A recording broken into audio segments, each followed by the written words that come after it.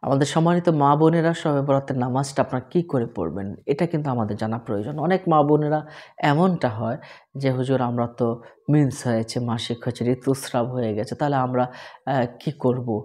আমরা বলব, "আপনি নামাজ না, আপনি শুধুমাত্র আল্লাহর কাছে দোয়া করবেন আর জিকির আজকার করবেন, আল্লাহকে ডাকবেন। এতে করে আপনি সেই সওয়াব হাসিল হয়ে যাবেন।" আর দুআউ মুখুল ইবাদাত, দোয়াটাই হচ্ছে ইবাদতের মূল। আপনি আল্লাহর কাছে চাবেন।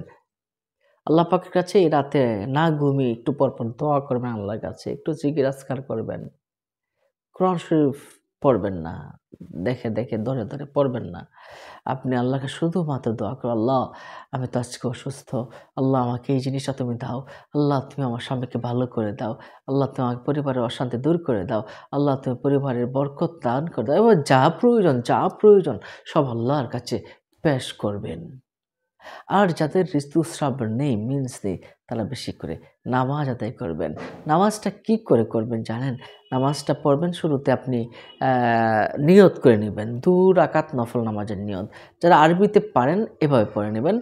নাওয়াইতু আন নুসাল্লি লিল্লাহি তাআলা রাকাতাই সালাতিল লাইলাতুল বারাআতি মুতাওয়াজ্জিহান ইলা জিহাতিল কাবাতি শরীফাতি আল্লাহু আকবার।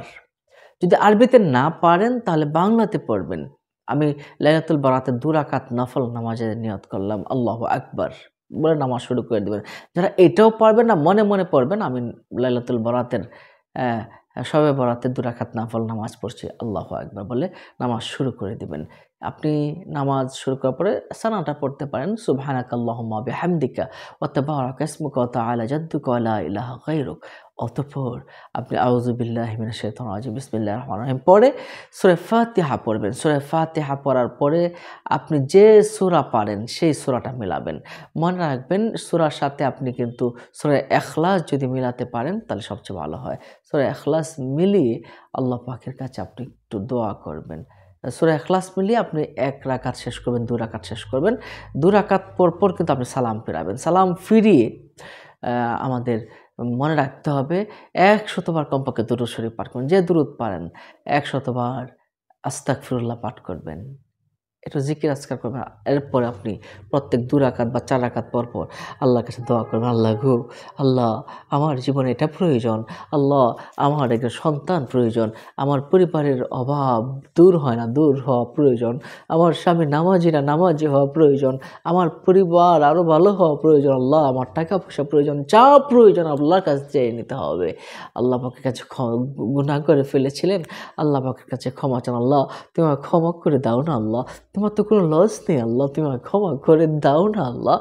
এভাবে আল্লাহর কাছে চোখের পানিগুলো ছেড়ে দিয়ে আল্লাহ পাকের কাছে যদি চাইতে পারেন, ইনশাআল্লাহ নিঃসন্দেহে আল্লাহ পাক রব্বুল আলামিন আপনাকে কিন্তু ক্ষমা করে দিবেন। তারপরে কি করবেন? এভাবে নামাজ কত রাকাত পড়বেন?